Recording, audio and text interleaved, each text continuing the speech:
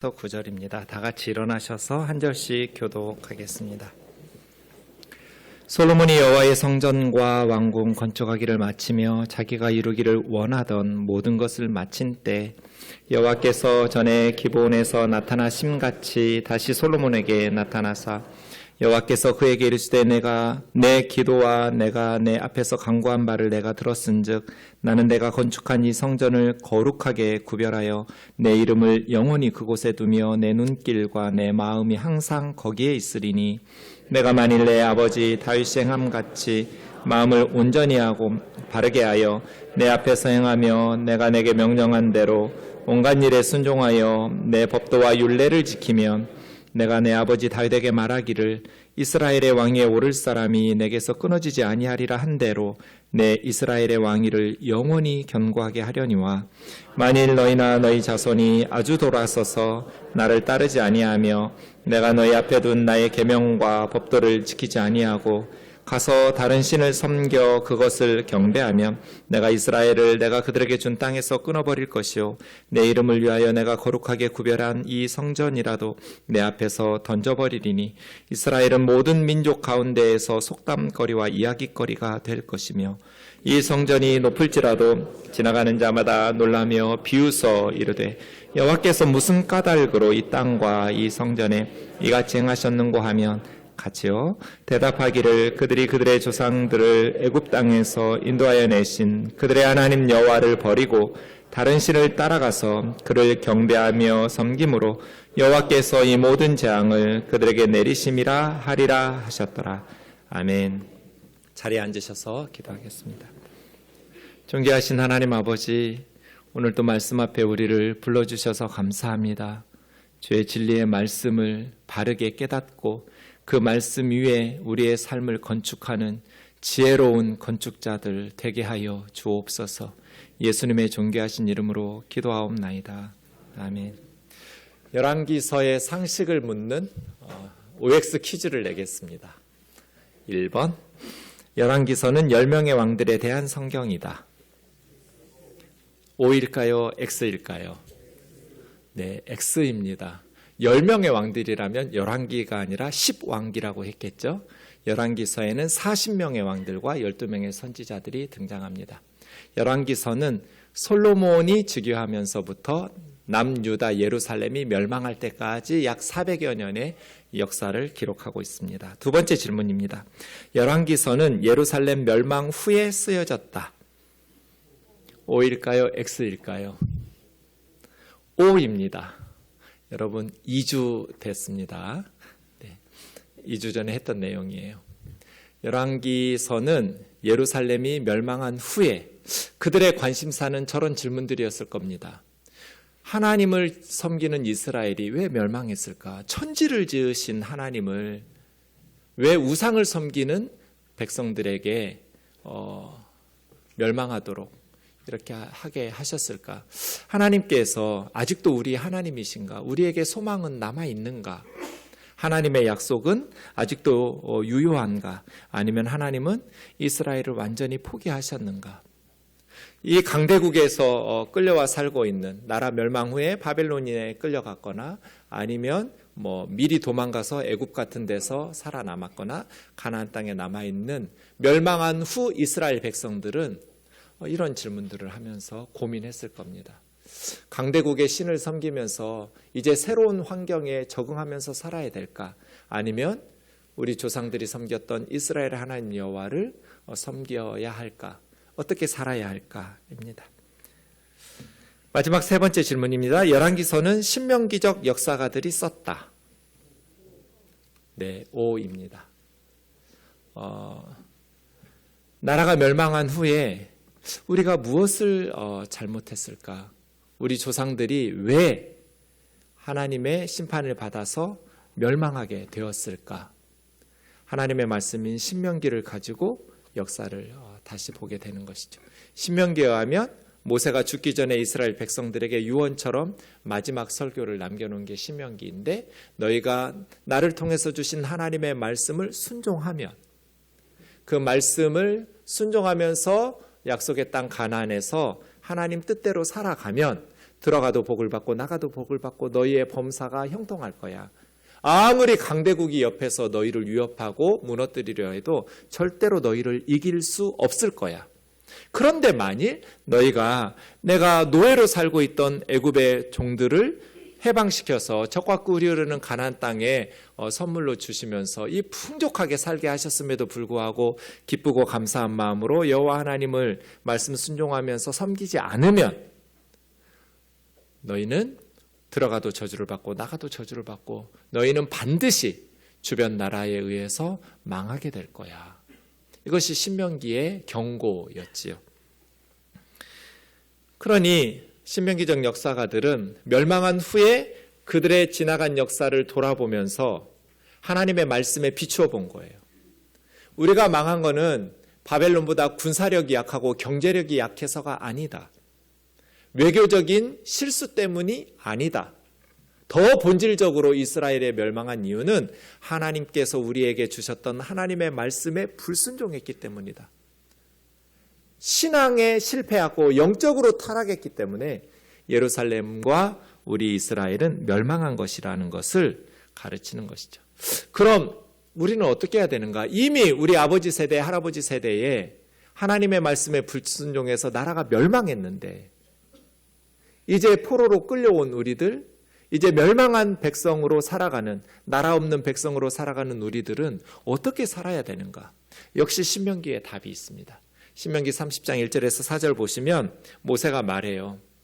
너희가 내 경고의 말을 잘 듣고 하나님의 말씀대로 순종하면서 형통하게 복되게 살면 너무나 좋겠지만 너희가 이 말씀을 기억하지 못하고 어리석게도 우상 숭배하면서 불순종하면서 살다가 나라가 망한다면 너희 후손들이 너희가 멸망하게 된 그 나라에서 모든 나라로 쫓겨간 포로로 끌려가서 비참하게 살고 있는 그때 이 말씀을 마음에 기억해내고 하나님께로 전심으로 회개하고 돌아오면 하나님께 회개하고 돌아온다라는 것은 말로만 잘못했다고 말하는 것이 아니라 삶을 하나님께서 명령하신 말씀대로 순종하면서 고치는 거거든요.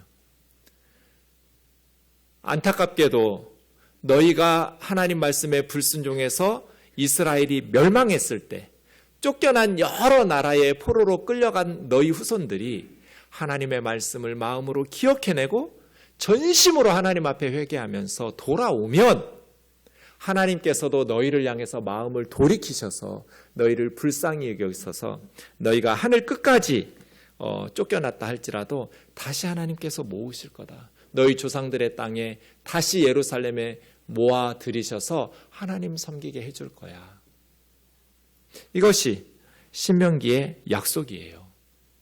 그러니 신명기적 역사가 혹은 신명기적 역사가들인 열왕기서를 누가 썼는지 그 저자에 대해서 정확히 우리가 알 수는 없지만 지나간 역사를 하나님의 말씀에 비추면서 되돌아보면서 새로운 희망의 역사를 꿈꾸는 거예요. 이것이 열왕기서예요. 우리가 왜 멸망했는가? 하나님의 말씀에 순종하지 않았기 때문이다. 그럼 이제 우리는 어떻게 해야 되는가?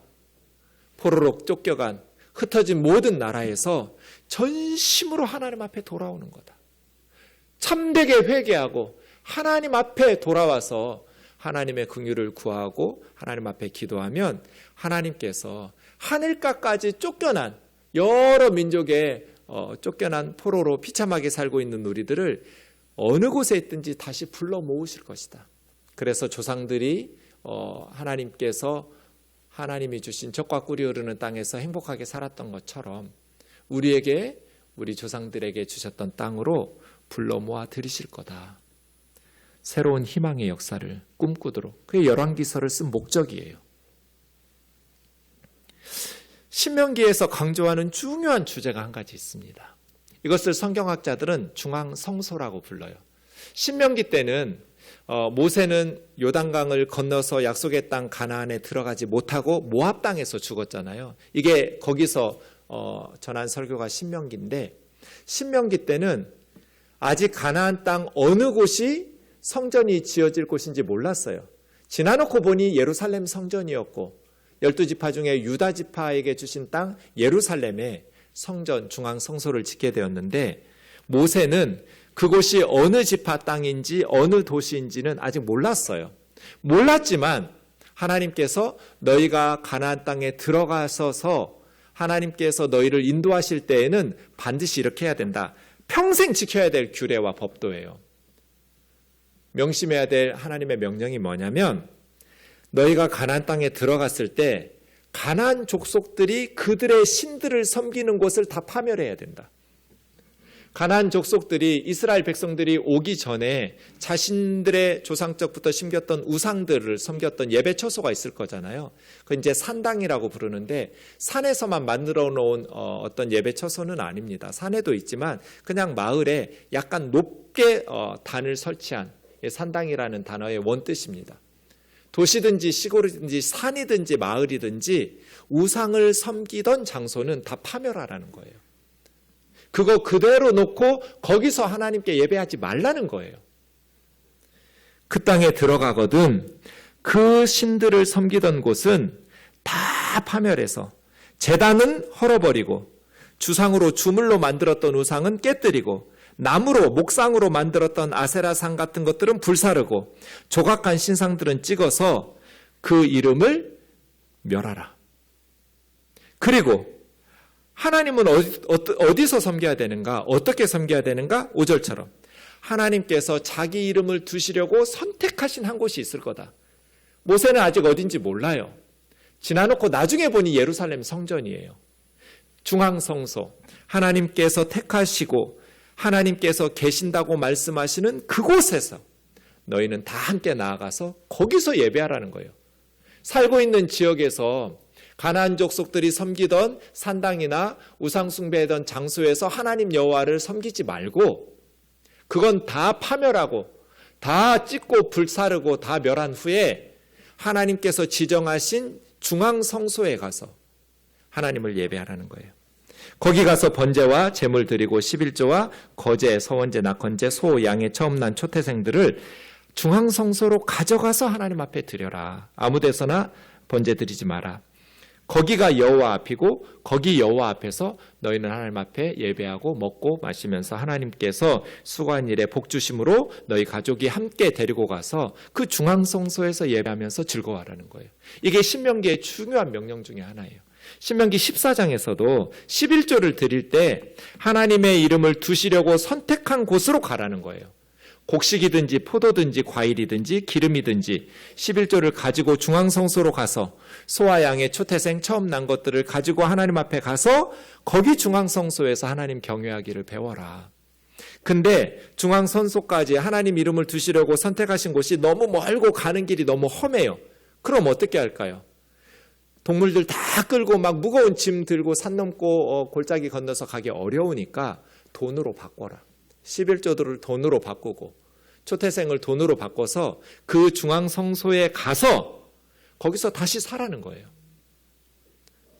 먼 지역 사람들이나 지방 사람들은 중앙성소 가기 힘들면 돈으로 바꿔가서 거기서 너희가 원하는 대로 소든지 양이든지 포도주든지 기름이든지 사가지고 거기서 하나님 앞에서 가족들과 함께 먹고 즐거워하면서 예배하라는 거예요.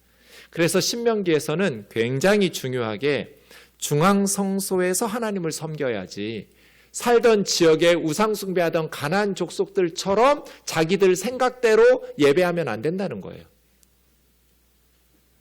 그래서 성전은 열왕기서에서 매우 중요한 주제예요. 제가 가장 중요한 주제라고 썼다가 심한 것 같아서 좀 바꿨어요.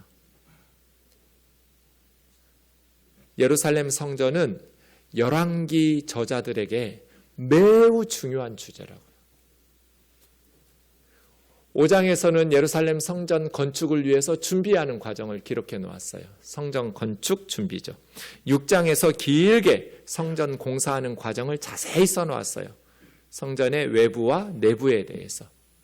그리고 7장에서는 1절에서 12절 예루살렘 왕궁을 건축한, 솔로몬 왕궁 건축한 내용을 써놨어요. 여러분, 성전은 몇 년 동안 건축했어요? 예루살렘 성전 몇 년 동안 공사했어요? 네? 솔로몬이 왕이 되고 4년이 되던 솔로몬 즉위 4년 2월에 시작해서 11년 8월에 끝났어요. 그럼 성전 공사 얼마 동안 한 거예요? 7년 6개월. 예루살렘 성전은 7년 6개월 동안 공사했어요. 솔로몬 왕궁은 얼마나 걸려서 건축했어요? 솔로몬이 사는 왕궁은 13년. 그래서 성전과 왕궁이 20년 6개월, 적어도 그 정도 걸렸죠. 가만 보면 성전보다 왕궁이 훨씬 더 긴 시간 동안 건축했어요. 그렇죠? 여기는 7년 6개월, 여기는 13년이니까요. 그런데 성경 기록하는 거 보세요. 마치 왕궁을 성전의 부속 건물 중에 하나처럼 기록해 놨어요. 성전에 대해서 자세히 기록하던 중에 7장 1절에서 11절에 왕궁 건축한 내용을 끼워 넣어놨어요. 무슨 뜻이에요? 훨씬 더 크고 오랫동안 지었지만 왕은 성전의 부속 건물이에요.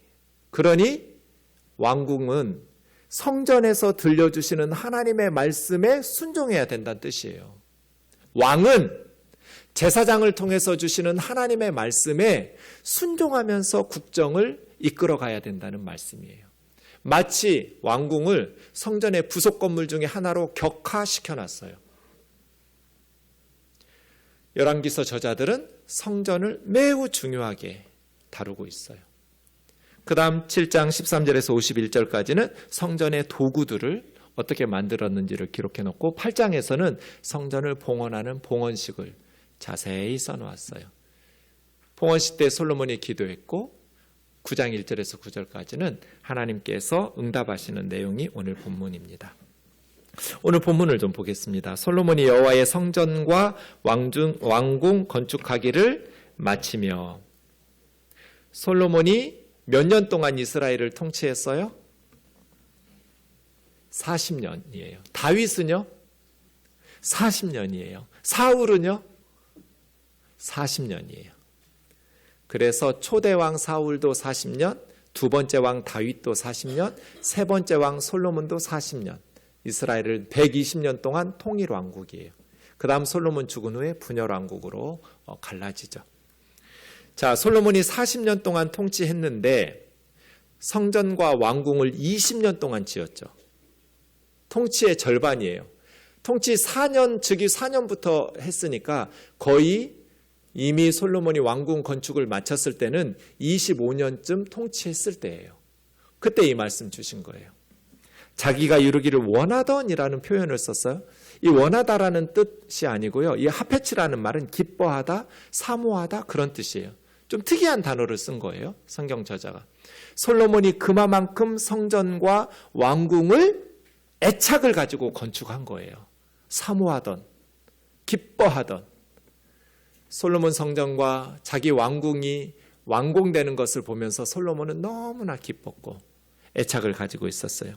그때 오래전 솔로몬 왕이 되자마자 기브온 산당에서 1000번제를 드리면서 하나님께서 도와주셔야 한다고 간구했었잖아요. 그때 하나님께서 원하는 것 말하라고 하실 때 듣는 마음 주셔서 백성들을 선악을 분별하면서 잘 재판하면서 이끌어갈 수 있도록 억울하게 피눈물 흘리는 백성 없도록 저에게 지혜 달라고 기도했을 때 하나님께서 너무너무 기뻐하면서 전무후무한 지혜를 주시고 구하지 않은 부귀 영화까지 다 약속하시면서 주셨잖아요.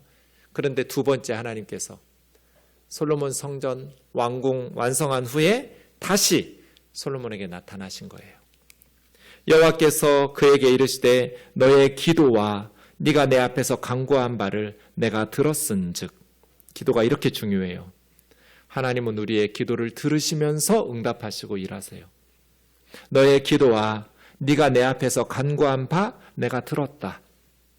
나는 네가 건축한 이 성전을 거룩하게 구별하여 내 이름을 영원히 그곳에 두며 내 눈길과 내 마음이 항상 거기에 있을 것이야. 하나님 너무너무 기뻐하셨죠. 솔로몬아, 네가 내 이름을 위해서 건축한 이 성전에 내 눈길과 내 마음을 항상 둘 거야. 내가 그곳을 항상 마음을 쏟아서 너희들이 나에게 기도하는 걸 들을 거고 너희가 예배하는 걸 기뻐 받을 거야. 하나님께서 인정해 주신 거예요. 그런데 그게 전부가 아니에요. 하나님이 말씀하시고 싶은 것은 3절이 아니에요. 우선 솔로몬이 건축하고 기도한 걸 하나님 기뻐 받으셨어요. 그래서 하나님께서 하나님의 눈길과 마음이 항상 그곳에 있을 거라고 약속하셨어요. 그런데 정말 중요한 내용이 4절부터 9절까지 나와요. 두 번의 만일이라는 단어가 나와요. 만일, 만일. 4절에 한 번, 6절에 한 번. 네가 만일 너희 아버지 다윗처럼 행하면, 너희 아버지 다윗이 내 앞에서 살았던 것처럼 다윗이 행함같이 마음을 온전히 하고 바르게 해서 내 앞에서 행하면, 하나님 앞에서 마음을 온전히 하고 바르게 한다는 건 무슨 뜻이에요? 하나님께서 우리에게 주신 말씀을 순종한다는 뜻이에요. 하나님께서 명령한 대로 법도와 율례를 순종하면서 지키면 그게 하나님 앞에서 마음을 바르게 해서 행하는 거거든요. 내가 너희에게 주었던 명령한 이 말씀을 순종하면, 너희 아버지 다윗처럼 그렇게 내 앞에서 행하면, 내가 너희 아버지 다윗에게 약속한 말이 있다. 다윗아, 너의 후손들 이스라엘의 왕위에 오를 사람이 너 다윗에게서 끊어지지 않을 거라고 내가 너희 아버지 다윗에게 약속했어. 그대로 이스라엘의 왕위를 영원히 견고하게 해줄 거야. 사울 왕은 그러지 못했죠. 사울이 악을 행하였을 때 하나님께서는 사울에게서 그의 아들에게로 왕위를 계승시키지 않으시고 다윗에게로 바꾸셨어요. 그러나 다윗이 하나님 마음에 합하게 바르게 행하였기 때문에 하나님은 다윗에게 내가 사울에게 했던 것처럼 너에게 하지 않을 거야. 너희 자손들이 너처럼 내 앞에서 바르게 행하기만 하면 영원히 너의 후손들 중에 쿠데타가 일어나지 않고 나라가 멸망하지도 않을 거야. 너의 후손들이 이스라엘의 왕위에 오를 거야. 솔로몬아, 내가 너희 아버지 다윗에게 그렇게 말했었다.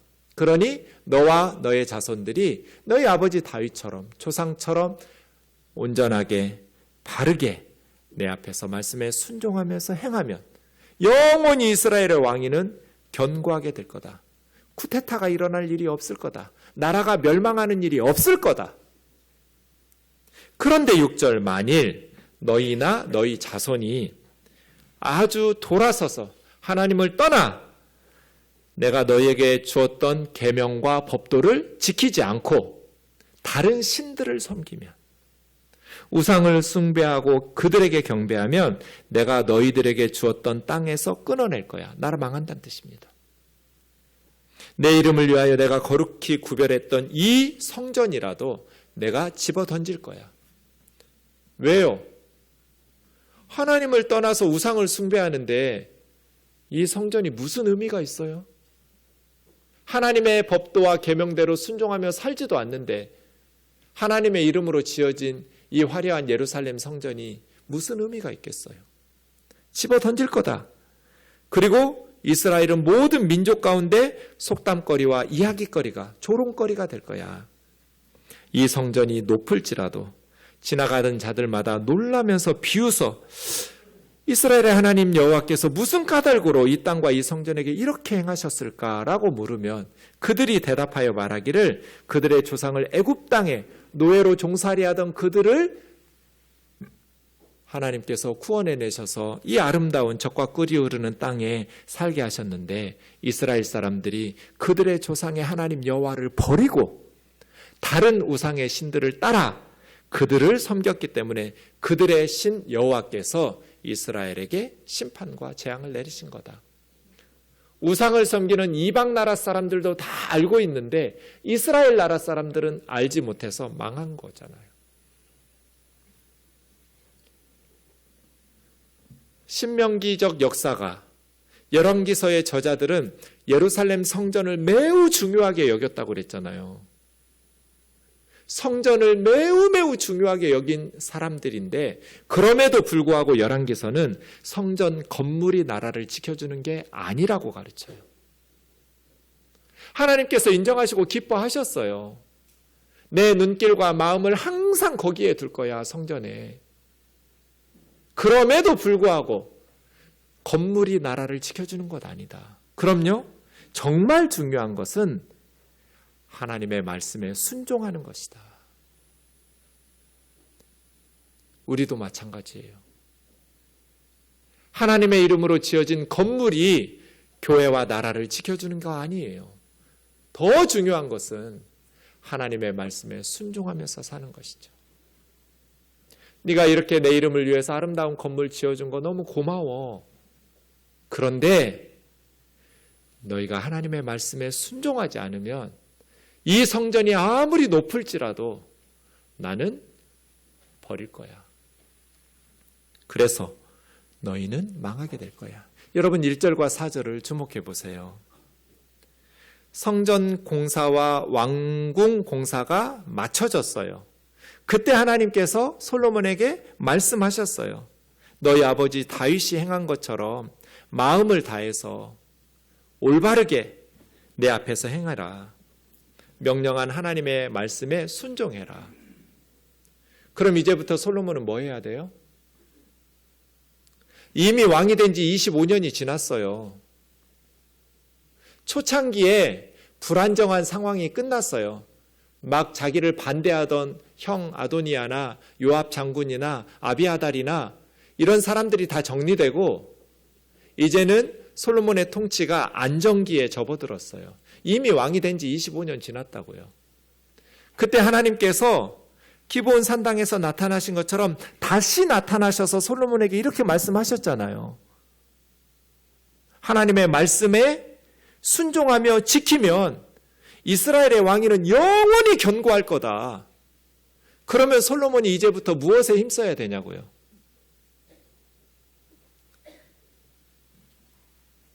뭐 해야 되는지 모르시겠어요? 이미 13년이나 늦었어요. 제가 볼 때는. 성전 건축 끝났을 때 13년 전에 예루살렘 성전은 하나님께서 아버지 다윗에게 약속하셨고 허락하셨으니까 지어도 돼요. 왕궁은 뭐하러 지어요? 13년씩이나 걸려서. 아버지 다윗이 살던 다윗궁이 있잖아요. 오래된 건물도 아니에요. 다윗은 원래 거기서 살지 않았어요. 여부스족, 가나안 족속이 살고 있었어요. 예루살렘에. 다윗이 왕이 된 후에 예루살렘을 여부스족을 몰아내고 빼앗아서 거기다가 수도로 삼은 거예요. 그리고 다윗 궁을 지었어요. 그러면 아버지가 살던 왕궁에서 살면 되잖아요. 뭐하러 백성들 세금 걷고 백성들 강제 노역시키면서 13년씩이나 자기 집을 새로 짓냐고요. 하나님께서 전무후무한 지혜와 부귀와 영광을 주셨는데 하나님께서 주신 전무후무한 지혜를 가지고 그 많은 부귀와 영광을 가지고 그 많은 물질을 가지고 솔로몬이 정말 힘써야 될 게 뭐냐고요. 만약 그렇게 솔로몬이 나라를 잘 이끌었다면 자기 죽었던 주전 931년에 우리나라처럼 이스라엘이 남북으로 분열왕국으로 갈라지지 않았을 거예요. 200여 년 후에 다시 북이스라엘이 멸망하고 350년 후에 남유다가 멸망해서 이렇게 후손들이 비참하게 살지 않았을 것 같아요. 하나님께서 전무후무한 지혜를 주시고 구하지 않은 부귀와 영화까지 다 주셨는데 그 엄청난 하나님의 선물을 가지고 솔로몬이 이렇게 하나님이 직접 나타나셔서 말씀하셨으면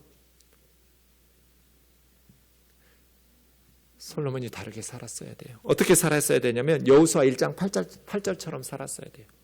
우리 여호수아 1장 8절 같이 읽겠습니다. 시작. 이 율법책을 내 입에서 떠나게 말게 하며 주야로 그것을 묵상하여 그 안에 기록된 대로 다 지켜 행하라. 그리하면 내 길이 평탄하게 될 것이며 내가 형통하리라. 모세 죽고 나서 불안해하던 여호수아에게 하나님께서 말씀하셨던 것처럼 오늘 본문이 그거잖아요. 이미 13년 늦었다니까요.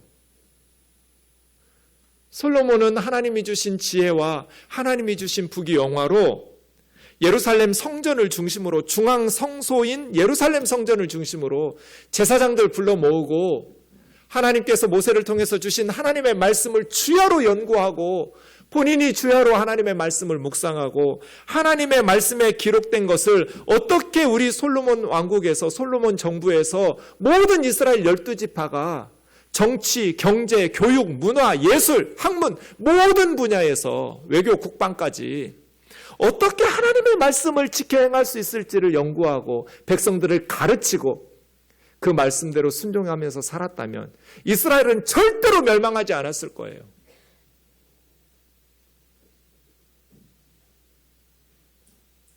하나님께서 오늘 주신 말씀처럼 이 성전이 아무리 높을지라도 그 건물이 너를 지켜주지 않는다.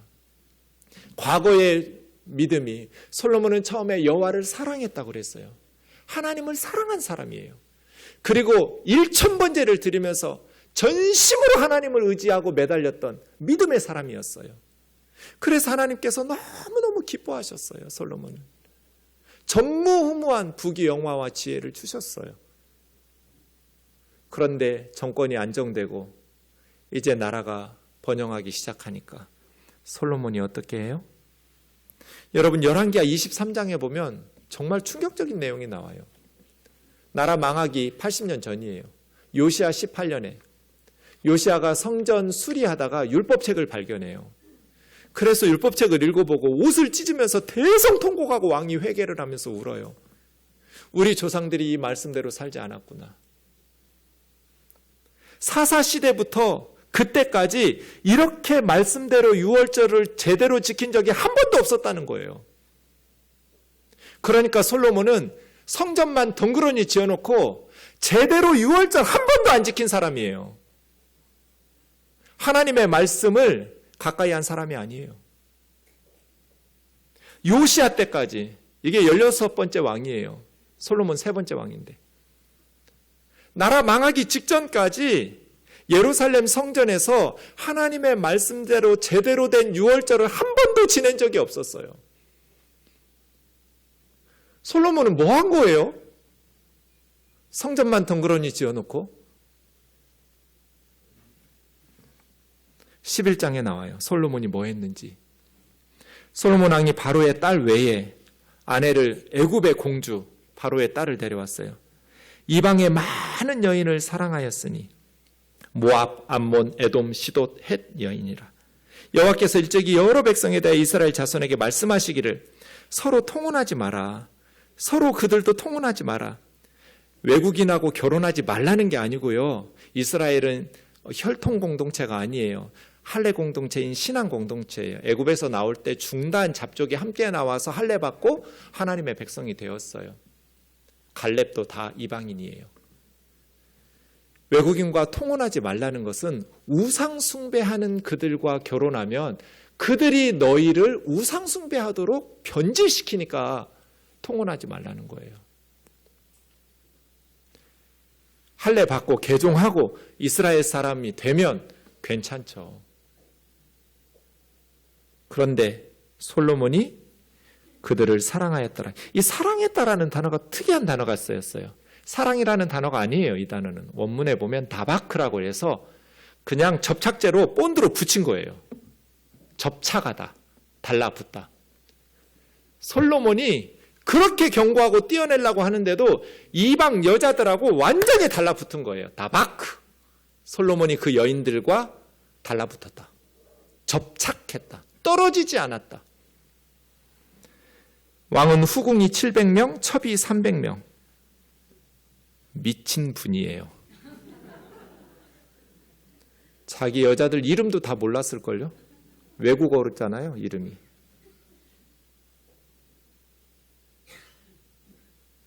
신명기에서 왕들에게 많이 두지 말라고 한 게 나와요. 은, 금을 많이 두면 안 된다.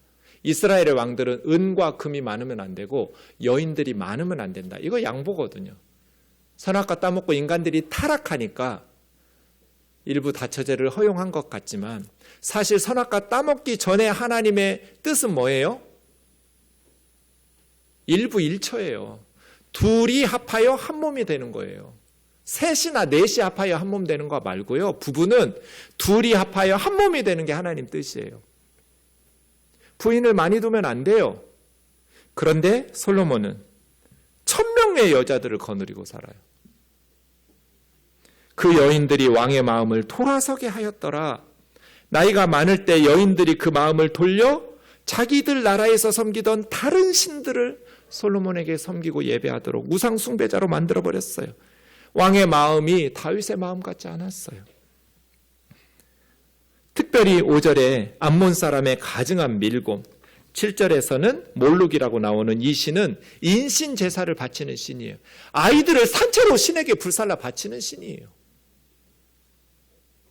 솔로몬이 여인들에게 넘어가면서 하나님의 눈앞에서 악을 행하여 온전히 따르지 않았어요. 7절에 보니까 예루살렘 산 앞에 산당들을 짓기 시작하고 온 이스라엘을 다 그와 같이 했다고 8절에서 말했어요. 백성들도 다 우상 섬기는 거예요. 솔로몬이 온 이스라엘을 우상 숭배의 천지로 만들어버렸어요. 왜요? 이방 여인들이 시집 올 때마다 자기 신들 데리고 오거든요. 제사장들 데리고 와서 그 신을 위한 산당들을, 신전들을 솔로몬이 지어주는 거예요. 돈이 하늘에서 떨어지겠어요?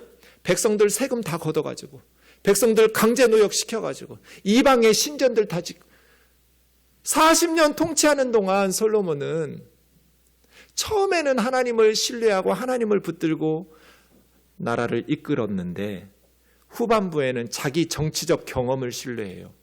외교적으로는 지혜로울 수 있죠. 강대국 주변에 있는 나라들 정략적 결혼을 통해서 외교적으로 안전하게 평화를 도모할 수 있을지 모르겠다고 생각했겠죠. 그러나 이건 세상적 지혜고 세상적 통치 방법이잖아요. 하나님의 말씀을 청종했더라면, 하나님의 말씀을 주야로 묵상하여 그 가운데 기록된 대로 다 지켜 행하였다면, 하나님께서 주신 전무후무한 지혜를 가지고 제사장들과 함께 하나님의 말씀을 연구하고 이 말씀을 어떻게 우리 상황에서 적응하고 그래야 우리 후손들까지 하나님의 말씀대로 복받으며 형통하게 살아갈 수 있을까를 가르쳤다면 나라가 이렇게 두 쪽 나고 나라가 이렇게 비참하게 멸망하지 않았을 거예요. 하나님은 뭐 하셨을까요? 9절에 보니까 2번이나 솔로몬에게 나타나셨어요. 하나님께서 분노하시고 진노하시면서 솔로몬에게 2번씩 나타나시면서 우상 숭배하지 말라고, 다른 신을 따르지 말라, 솔로몬에게 경고하시고 진노하시고 책망하셨는데 솔로몬은 하나님의 명령을 지키지 않았어요. 죽을 때까지 정신을 차리지 않았어요. 회개를 안 했어요. 솔로몬 천국 갔을까요? 그럴 리가요.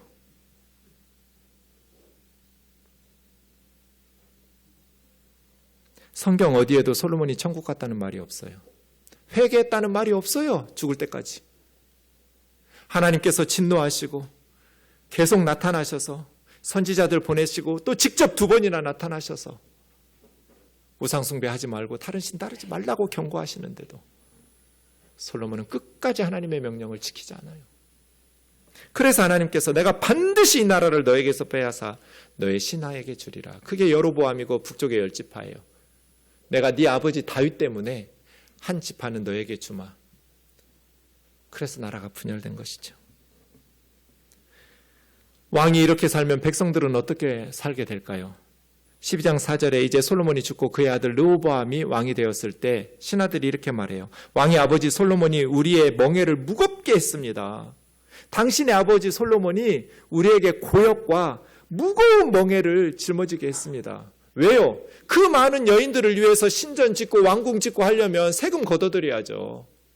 백성들 강제 노역 시켜야죠. 그러니 솔로몬 시대의 백성들이 어떻게 살았겠어요? 고역과 무거운 멍에를 짊어지고 살지 않았겠어요? 당신이 당신 아버지처럼 하지 않고 그 멍에를 좀 가볍게 해주시면 당신의 말을 듣겠습니다. 원로들이 그렇게 말했는데 어리석은 솔로몬의 아들 르호보암이 자기 또래 젊은 청년들 말을 듣고 왕이 그렇게 물러터지면 안 됩니다. 더 세게 나가야 됩니다. 해가지고 그 말 들었다 나라 두 조각 난 거예요. 근데 솔로몬이 어떻게 살았는 것이 저 12장 4절에서 나와요. 백성들에게 무거운 멍에를 짊어지게 한 거예요.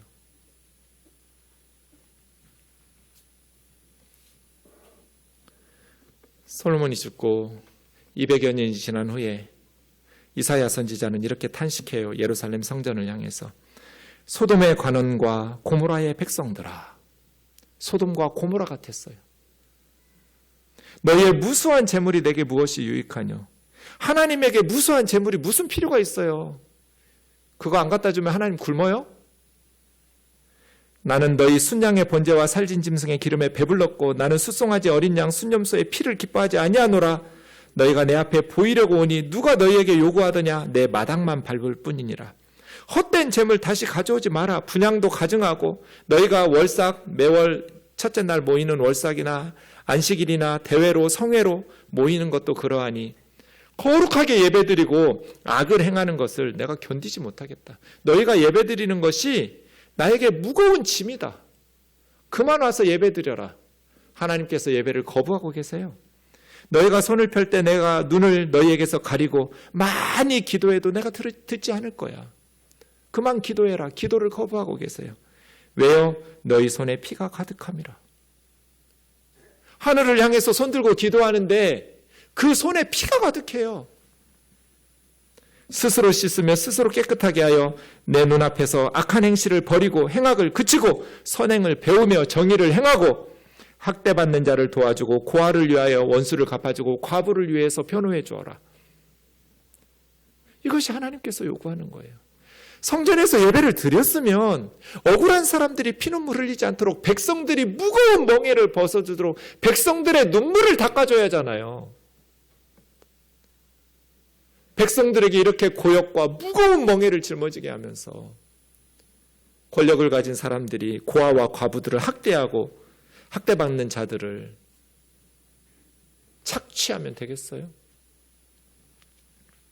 사랑하는 자매 형제 여러분, 우리는 이 말씀을 어떻게 순종해야 될까요?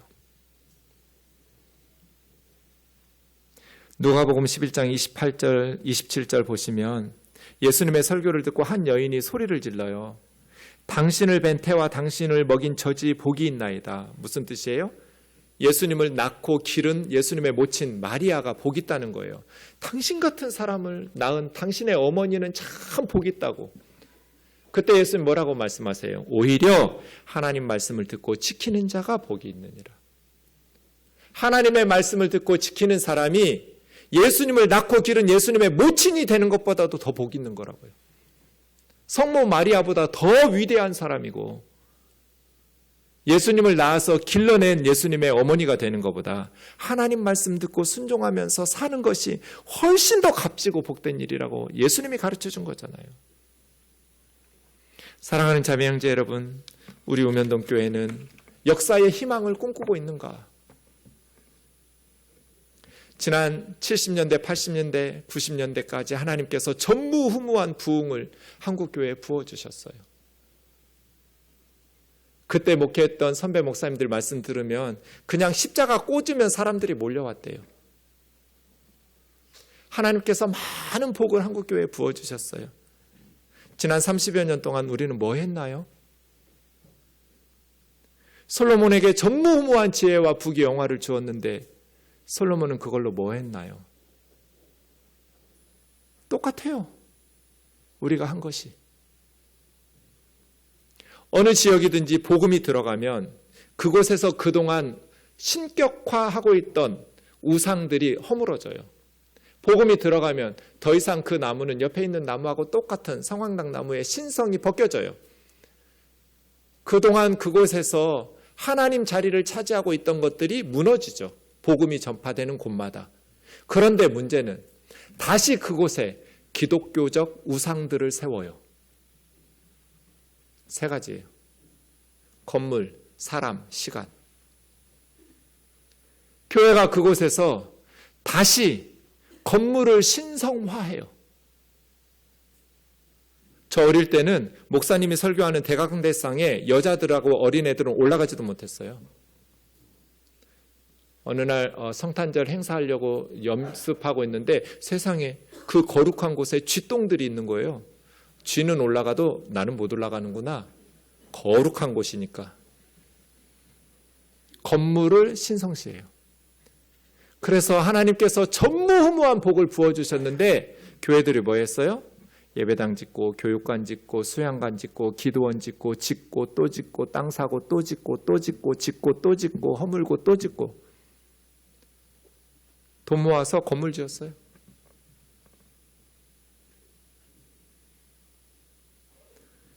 사람을 신격화했어요.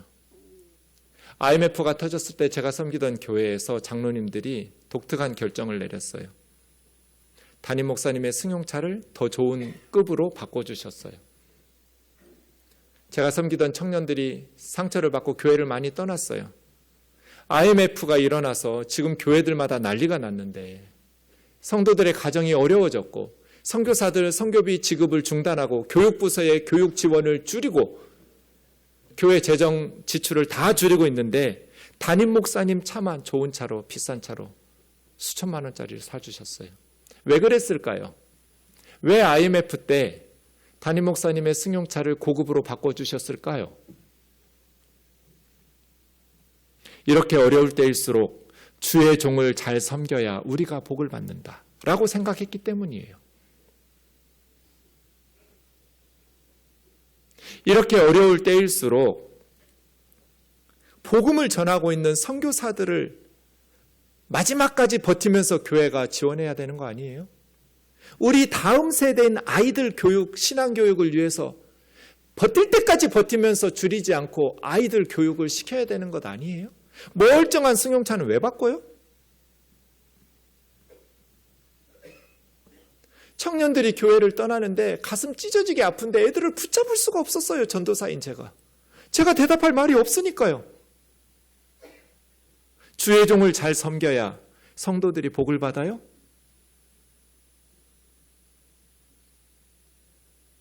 그래서 성도들은 교회 섬기느라고 자식들 제대로 교육도 못 시키고 못 가르쳤는데 담임 목사님 애들만 유학도 보내고 좋은 집에 살고 좋은 차 타고 다니고 그러니 젊은이들이 교회에서 떠난 거잖아요. 고스란히 그 건물 짓느라고 대출 받은 거, 목사님 은퇴시키느라고 대출 받은 거 우리들이 다 감당해야 생겼으니까 젊은이들이 교회에서 다 떠나는 거잖아요. 그 사람을 신성시하다가 이제 안 되면 맞서면 하나님에게 벌 받을까 봐 원하는 대로 자식에게 세습까지 하고 있는 거 아니에요? 사람을 우상화하고 있어요. 목사들은 물론 일부 극소수죠. 다수의 목회자들은 정말 작은 교회에서 사명 감당하느라고 피눈물 흘려가면서 지금도 목회하고 예전에도 그렇게 목회했어요. 모든 목회자들이 그런 거 아니에요. 대부분의 목회자 자녀들은 제대로 교육도 못 받고 고생하면서 사명 감당하는 아버지 어머니 때문에 고생하고 살았죠. 그런데 적지 않은 부유한 교회들은 사람과 건물을 우상시하지 않았나요? 주일 성수를 강조하면서 시간을 신격화하고 우상화해요. 그래서 주일에만 거룩해요. 교회에서만 성도예요. 우리는 언제나 거룩해야 되는 거 아니에요? 어디서나 성도로 살아야 되는 거 아니에요? 우리는 언제나 그리스도인이어야 하고 어디서나 그리스도인이어야 하잖아요. 솔로몬이 했던 어리석음을 그대로 답습하다가 지금 한국교회는 무너지고 있는 것 아닌가? 그럼 이제 우리는 어떻게 해야 될까요? 신명기 30장 1절에서 4절을 기억해야 돼요. 너희가 나라가 망하고 여러 나라에 쫓겨나서 포로로 가서 살고 있을 때 마음으로 이 말씀을 기억해내거든 전심으로 여호와께 돌아와라. 너희의 어리석은 것을 깨닫고 하나님께서 징계하신 것을 깨달으면 전심으로 하나님 앞에 돌아와서 너희의 행위를 하나님의 말씀에 순종해라. 선교와 구제와 교육에 집중해야죠. 주님이 유언처럼 지상명령 땅끝까지 가서 복음 전하라고 전하셨잖아요. 그저 목회자들은 11개의 지파가 나누어 주었던 11조로 살았으니까 성도들의 중간 정도에서 살면 되죠. 가난하게 살라는 거 아니에요. 목회에 집중할 수 있도록 작은 교회들은 목사가 세상의 직업을 가질 수밖에 없잖아요. 사명 감당하려면. 교회가 좀 여유 있어서 목회에 전념할 수 있도록 지원하면 되고요. 그 다음에 교회는 힘써서 뭐 해야 되는가? 복음을 땅끝까지 전하라고 그랬잖아요. 선교해야죠. 가난한 이웃들을 돌아보고 고아와 과부들을 변호하라고 그랬잖아요. 억압받는 자들과 함께 고통을 받고 정의를 세우고 사회적 약자들이 억울한 피눈물 흘리지 않도록 그들을 돕고, 그리고요 다음 세대를 교육하고 가르치고 신앙으로 바르게 우리 아이들 믿음으로 키우도록 교회의 자원들을 쏟아 부어야죠. 건물 하나 위해서, 사람 한 가정 위해서, 주일 1시간 하루를 위해서 나머지 우리 삶의 자원들을 다 허투루 맡들어 쓰면서 하나님을 탄식시키지 않는, 하나님께서 기뻐하시는 추수날 얼음 냉수 같은 역사의 희망을 일구는 우면동 교회가 되기를 주의 이름으로 축원합니다.